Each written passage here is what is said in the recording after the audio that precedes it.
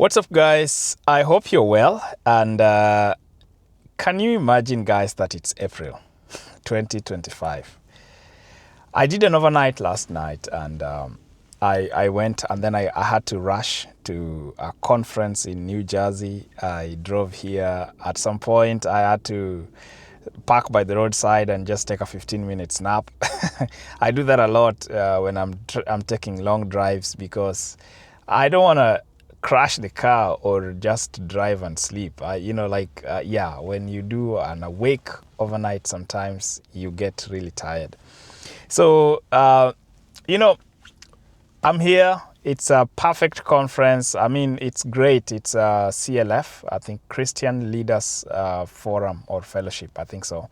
I'll share with you some of the snippets. And here we have a variety of Christian schools. We have Christian churches, and they are gathered here in New Jersey in this conference. I think it's called Rutherford Plaza. It's a big conference hall, and they are here for, I think, 3 or 4 days. And I came to network, I came to learn, I came to meet people, various church leaders, various leaders from different organizations as well. And it's an incredible space to be in. So I'm just taking a break before I go. We'll go have lunch, we'll go have dinner, and then after some time I will drive back to Hyde Park. I wanted to say I will drive back to Nairobi. As I take this break, I want to share with you some of the things that I'm learning so far over the past 3 months. I mean, January, February, March, 3 months have gone by. Who could have thought that 2025 would be running by so fast? Yeah, but anyway, it is what it is, guys. It's at we are already on the second quarter of 2025. And kuna kitu moja, there's one thing that I've decided to do. It's to take periodic pauses in between the year and look back as much as I look ahead. Because sometimes when you stop and look back, then you start to make sense of the patterns of how your actions are shaping your life. Because when we look ahead, we look to the things we want to achieve. We look to the goals we are pursuing. We look to the objectives we've set. But then after some time, you stop and then you look back and then you say, oh, this is where I dropped the ball. Oh, this seems to work. Oh, this one is not working anymore. I need to draw some boundaries here. So when you do that, you start to realize that you are literally becoming crystal focused on different areas of your life. So today's video is going to be a summary of me looking back at the past 3 months. And there are 5 lessons that I learned.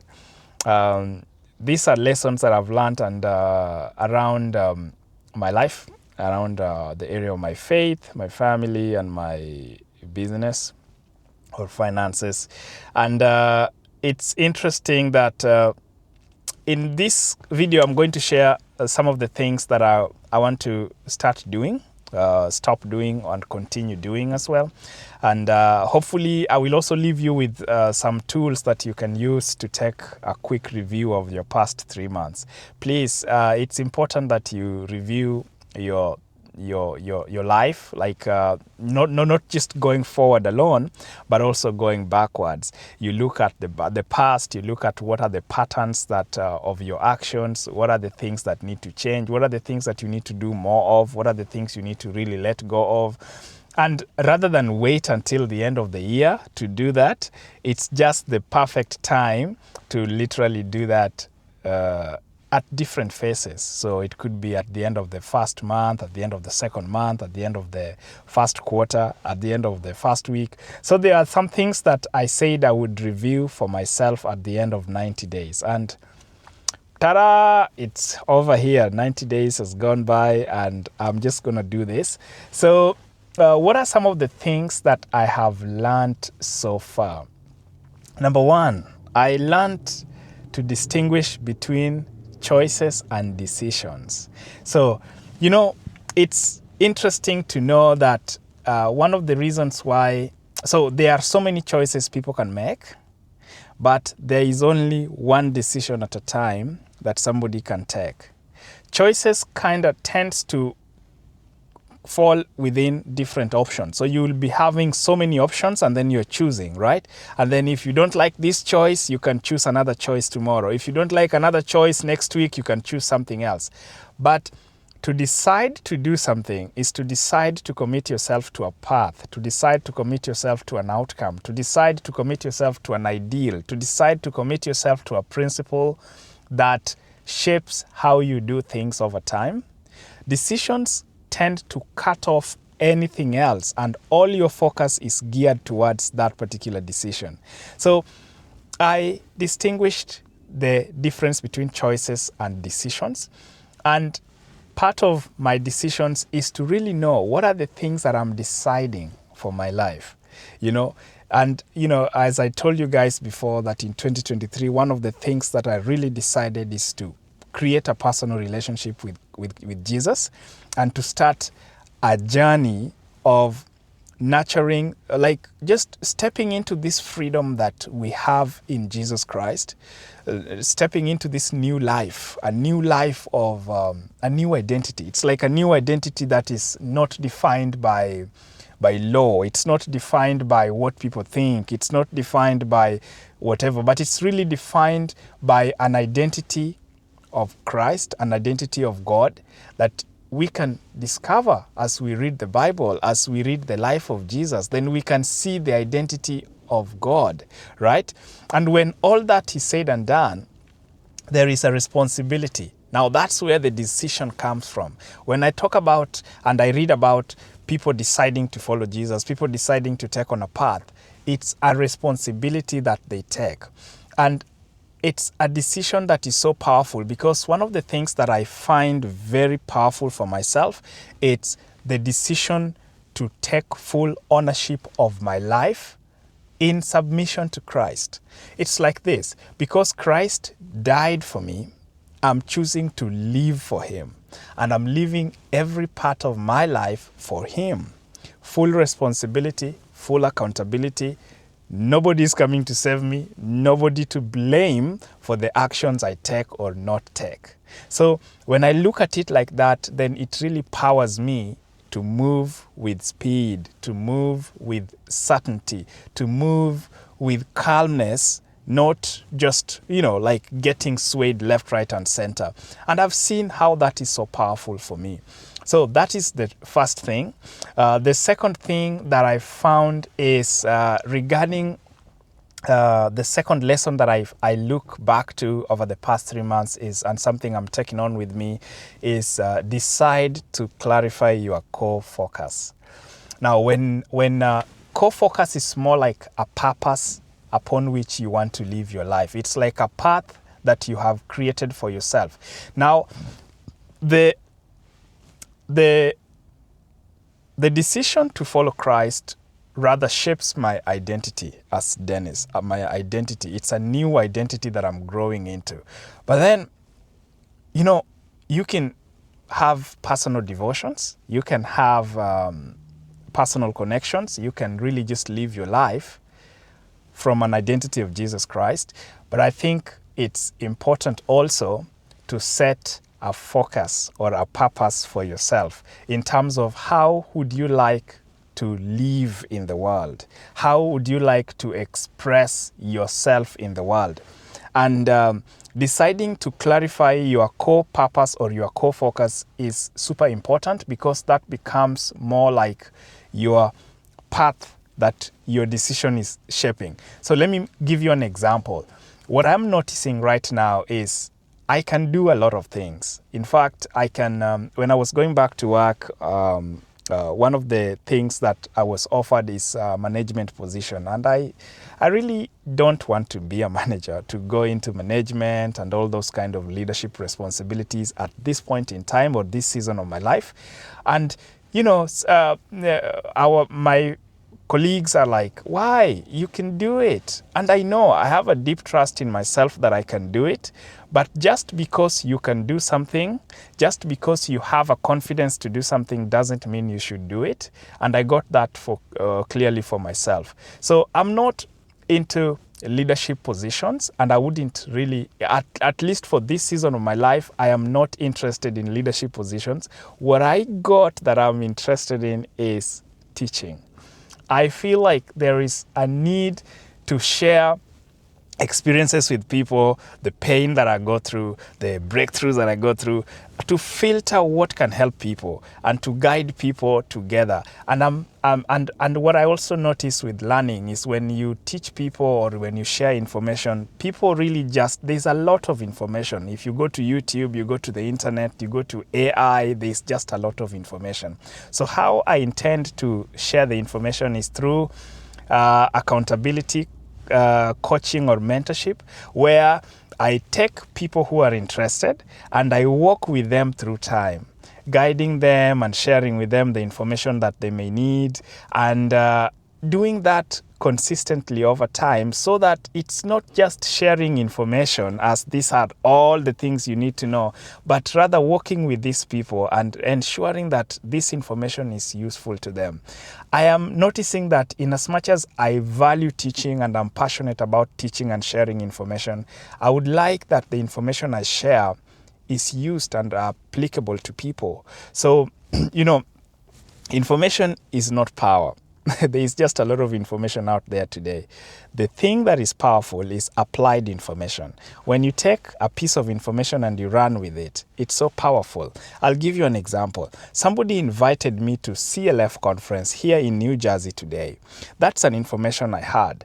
I could have said no, I have work. I could have had all the excuses, but I knew that that information, I knew the value, the potential value of coming here was in terms of who was going to be here. What are some of the topics they're talking about? What kind of networks can I create out of being in a place like this? Now, when I got that information, it's still not powerful. It's only powerful that I chose to leave an overnight shift at least some minutes earlier, get ready, drive and dress up and get here for this conference, which is about an hour, 50 minutes away. The power of that information is the action I took. And my goal and my core focus in life is not just to share information, but to share information and pick people, invite people who are willing to work with me, that I may guide them and we may work together towards making that information powerful for them in their life. And that for me is something that I discovered as my core focus, my core purpose for this season of my life. The third thing that I learned as well is to set seasonal goals. So I noticed that I'm looking back at the last 3 months and I'm asking myself, is this where I wanted to be in my faith? Is this where I wanted to be in my family relationships? Is this where I wanted to be in my finances? And the truth is, in my faith, I had like a lot of, I really had a lot of goals with faith, with mostly with faith. I think the first thing I wanted to do, I have been doing personal devotions, and I wanted to keep doing that. And then I wanted to create a community where I'm also doing devotion with a community of people. And then I also wanted to write a devotional guide. So like a devotional guide to help people, especially busy professionals, to have their personal morning devotions or whatever time of the day devotions. I wanted to start a YouTube to like post daily content around devotionals.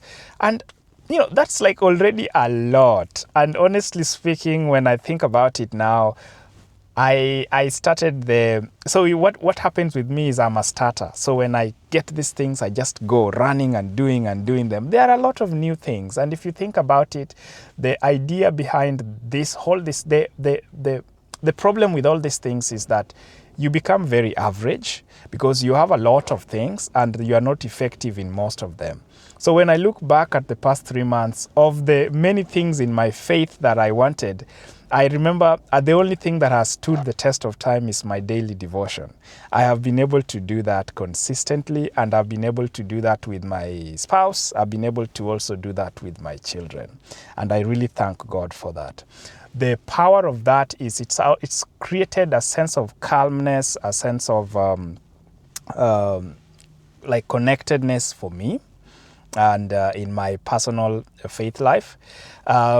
The things about sharing it with community, creating YouTube videos around it, that was just too much.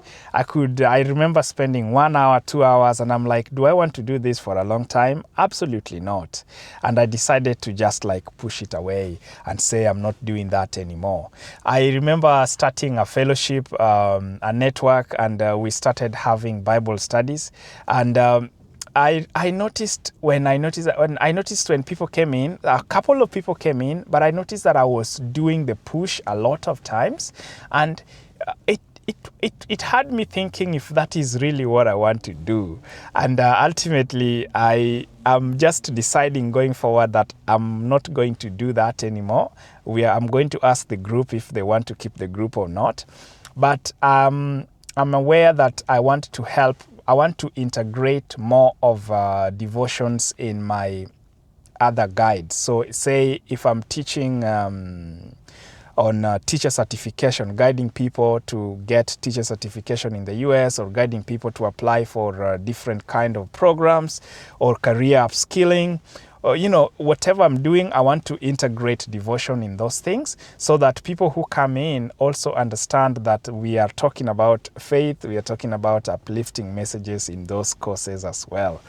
That's the approach that I've decided to take because it's more impactful for me that way. So yeah, what I'm learning there is something else that I'm also doing is I'm continuing to do the daily devotion, but now what I want to do is I want to journal and record them. Ultimately, these journaling points could form a journal devotional that I could offer people at the end, maybe of the year or something like that. So right now I'm taking it easy with that, and I will just be journaling and creating information from that.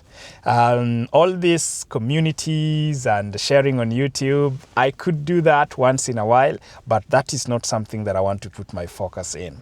Again, I'm noticing that with setting seasonal goals, having a singular focus is more important than just putting all these many things together. So, like how I would talk about having 4 or 5 things under my faith journey. I'm like, wow, that's too much, right?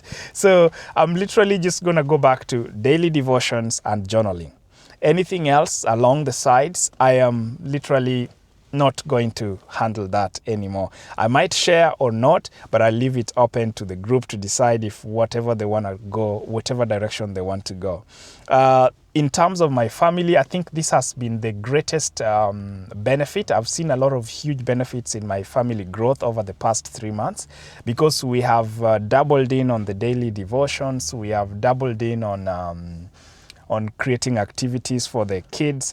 I even decided to become a coach for the local soccer club. I will be coaching the soccer team here. And I think that's just an incredible thing that I find very uplifting and also a way to be part of my kids, daily engagements. So ultimately, I think we've been having a lot of open communication with my spouse. We've had a lot of daily connection time with the children, and I think it's been calmer lately. And we are now making it even more simpler in terms of what is the core focus of our month, what is the core focus of our study. It's interesting because lately, because I'm noticing that so there is a lady that I've been following called Nicolene Peck, and Nicolene talks about a family united. And one of the things that I find very valuable about her is she's talking about how you can empower everybody in your family to know their roles and to play their part. She says something very interesting. She says that a successful organizations, successful families contain individuals who are committed to their responsibilities to what the team is about. I will give you a summary of that book. I'm reading a book. It's a book called Roles. I will give you a summary of that. But it's very powerful because some of the things I'm learning is how to set boundaries in the family, how to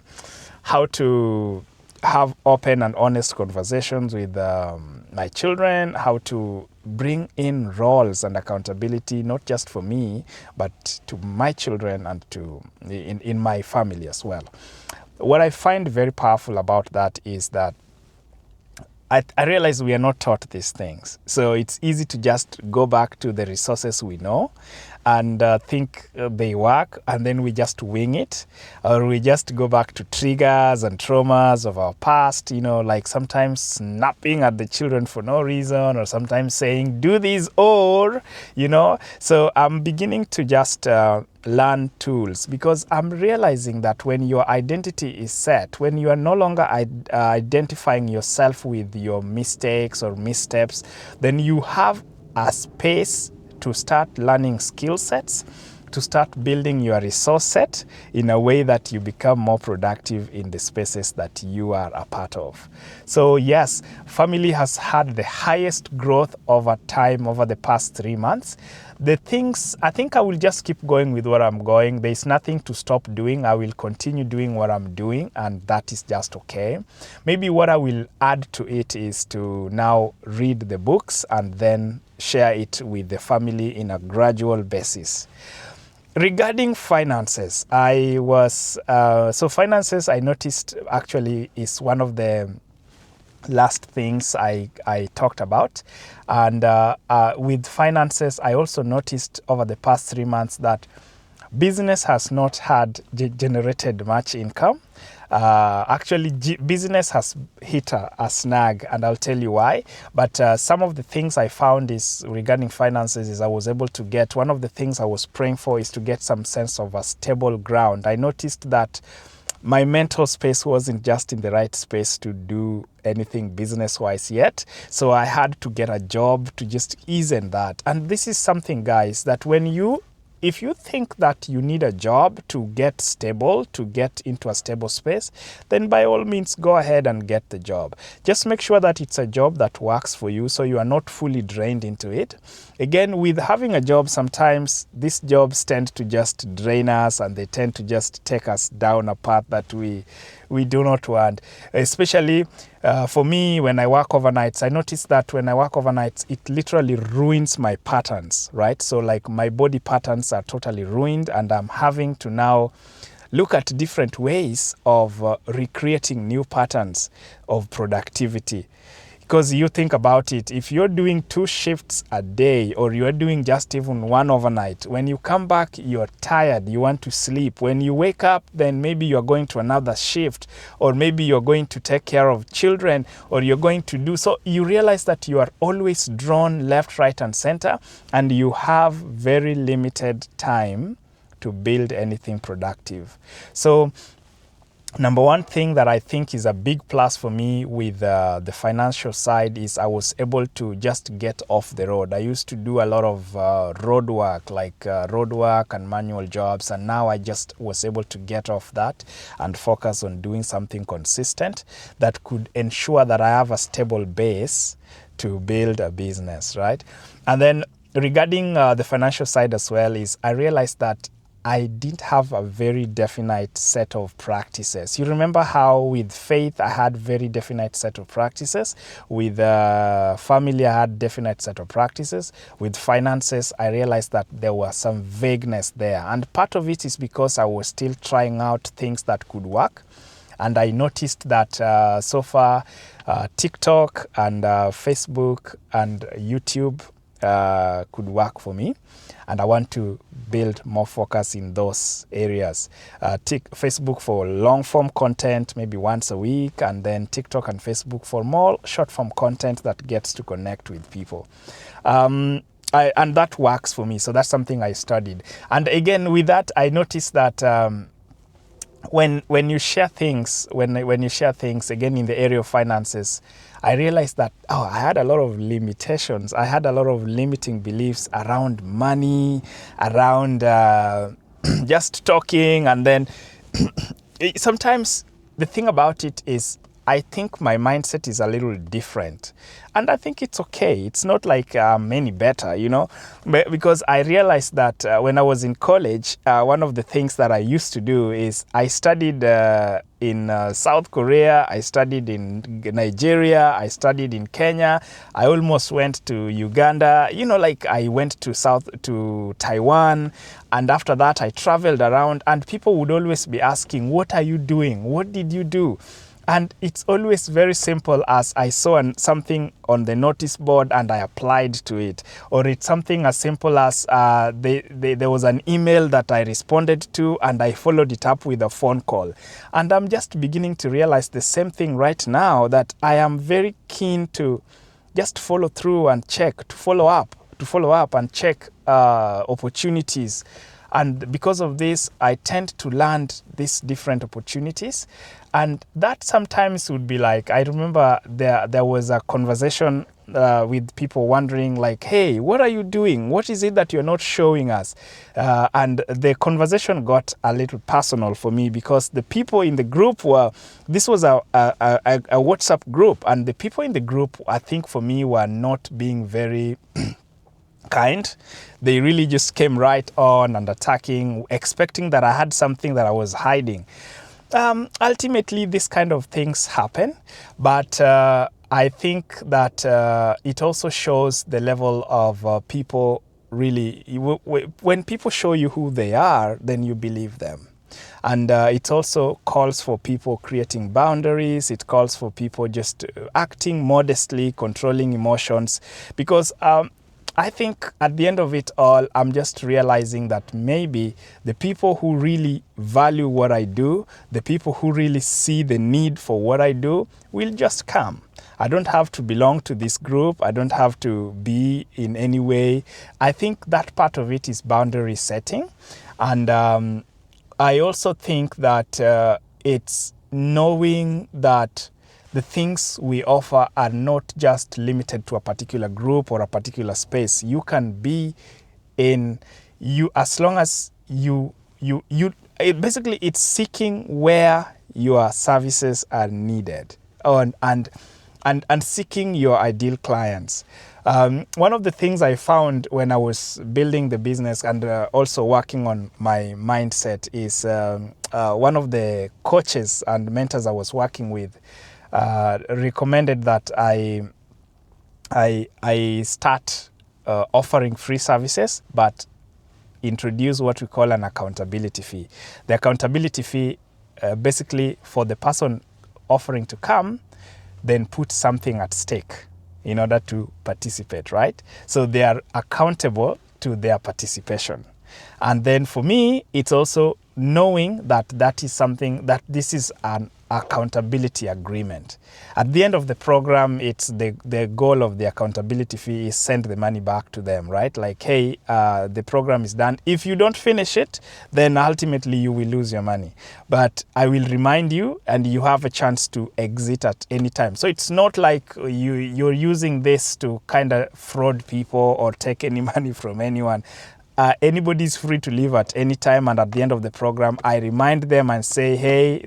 But I noticed that there were kind of like misunderstandings about that, and I was like, at some point, I just was so over it. I was just like, whatever you choose to think, whatever you choose to decide is up to you.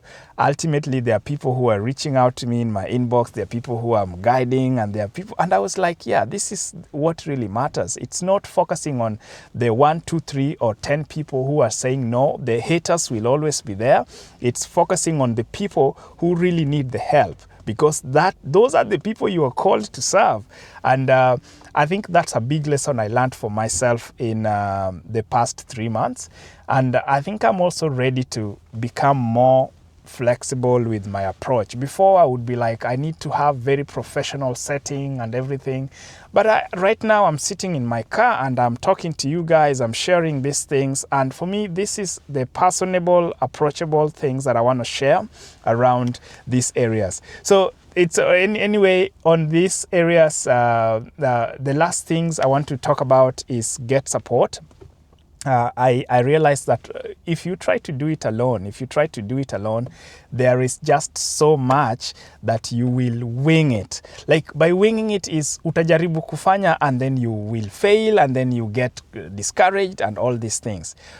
Get support, get a mentor, get an accountability group, join an inner circle. Last 3 months, I worked with Myron Golden. The guy blew my mind. Like, boom, I couldn't imagine working with him. Like, it was incredible. And this month of April, I've signed up to join an inner circle, a coaching inner circle. So it has monthly coaching and accountability where we work on business. My goal this time is to just put focus on the business. As the other areas are steady, I'm putting focus on building the business and ensuring that the business can get to a place where it can run on its own, right? So it's a monthly payment. So you pay some money every month to get access to the accountability group and the coaching. And I'm also intending to attend a couple of seminars that are intended to help me grow in the areas of sales, in the areas of product offers. So ultimately get support. Don't be afraid to pay, because those are investments that will pay off eventually. And finally, if you're watching this and you have not started your journey, maybe you're thinking of starting a side business or a main business, or you're thinking of looking for a job, or you're thinking of going back to school, please begin taking action. Start now. Even if you don't feel fully ready. The past 3 months, I have seen myself just showing up. I didn't do it every day, but I did it pretty much a lot. And this next 3 months, I have new specific goals that I'm setting for just showing up, right? So if you want to start anything, start now. Begin taking those actions, even if you don't feel ready. Get comfortable acquiring new skills, like using a camera. If you're looking to create content, just get in front of the camera and just grow easy and natural with it. And just just get started, okay? Just get started. I wish you well. I wanted to share this really much, and I hope that you can review your past 3 months on whatever scale. In whatever thing you do, just try to look for so pick an area. So if it's the area of your personal development, area of your faith, or your family, or your finances, or your job, career, whatever area it is, think about this. What can you stop doing? What do you need to stop doing? What do you need to start doing? And what do you need to continue doing? Really those simple. What do you need to stop doing, start doing, and continue doing? When you do this, you're going to see for yourself that you will notice the patterns of how you have acted. Rather than waiting or giving up and just waiting for the end of 2025 into 2026, let us do something to change and shift the trajectory. I love you all, and I really do love, or maybe I just love sharing. I just want to see people get anything that helps them grow. And I think that's why my core focus is on teaching and sharing information. And I hope that you pick something from this video and it helps you to really grow. Again, information is in abundant supply. Please, let's move from information to application. Bye, and I'll go back to the seminar right now. Bye-bye.